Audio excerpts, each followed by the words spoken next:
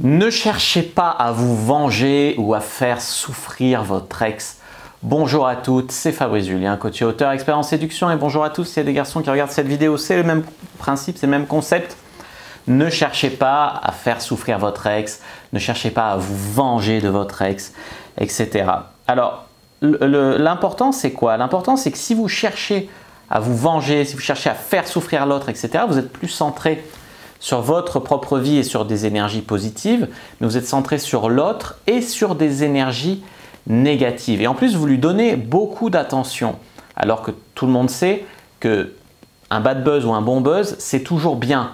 Donc, il vaut mieux ignorer la personne. Tu vois ce que je veux te dire? De toute façon, si vous voulez vraiment vous venger, la faire souffrir tout en restant dans la bienveillance et en gardant bonne conscience, il vaut mieux l'ignorer. Alors, je sais que souvent, c'est difficile parce que autour de la rupture amoureuse, il y a des réactions d'ego, il y a des réactions parfois un peu puériles, mais il faut arriver à prendre un peu de recul là-dessus et à se détacher de ça parce que c'est compliqué, les amis.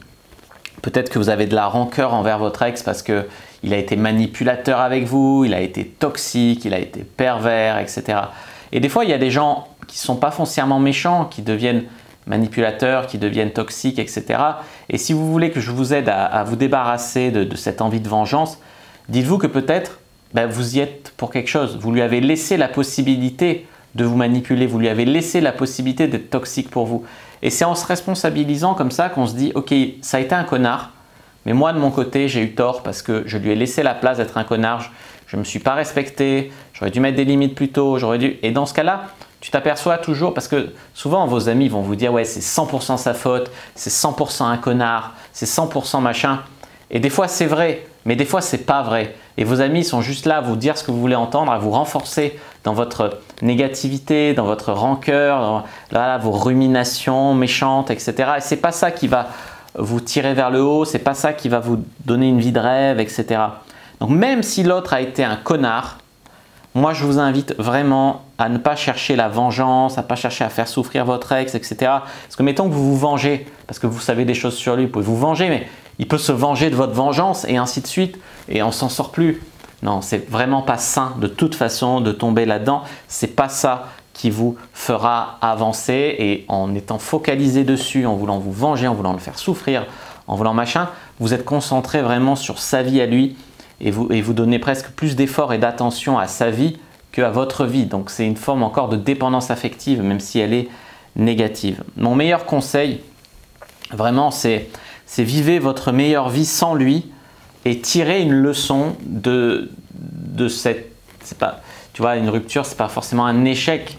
Tu peux en tirer des leçons, tu peux en avoir appris des choses qui font que la prochaine histoire, ça sera la bonne, ou en tout cas, ça sera une histoire merveilleuse ou beaucoup mieux.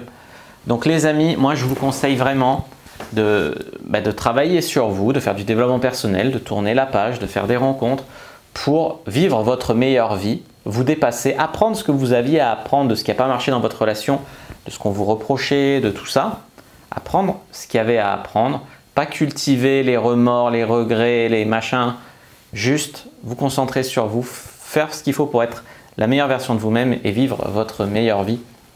Et ensuite les amis, voilà, vraiment important d'en tirer une leçon et de passer à autre chose pour que peut-être plus tard, ils se disent j'aurais mieux fait de mieux la traiter, j'aurais mieux fait de croire plus en elle. Et puis des fois, c'est pas grave, même s'ils ne regrettent pas, même si voilà, on s'en fout.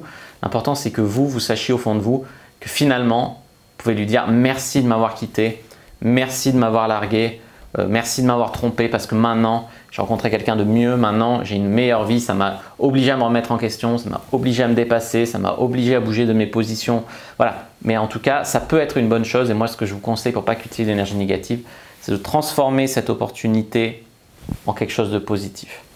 Voilà les amis, ce que j'avais à vous dire. N'hésitez pas à mettre un like sous la vidéo si elle vous a plu, à commenter s'il reste des questions, je répondrai avec grand plaisir, à lire le guide du couple heureux pour réussir votre relation de couple et trouver la bonne personne la prochaine fois en tout cas, parce que une bonne relation de couple, ça se prépare en amont, en travaillant sur soi les amis. N'hésitez pas à commenter, donc s'il y a des questions, je répondrai avec grand plaisir. Vous abonnez à la chaîne, activez la cloche pour ne pas rater les prochaines vidéos. Me suivez sur les réseaux sociaux, Instagram, Twitter, Facebook, etc. Rejoignez le groupe privé La Communauté de la Cyprine sur Facebook pour rejoindre les gens qui me suivent sur YouTube, sur Facebook. Et les amis, téléchargez votre guide gratuit « Comment exciter un homme sans passer pour une fille facile » dans la description de la vidéo. Moi, je vous dis à bientôt et que le dieu de la séduction soit avec vous les amis.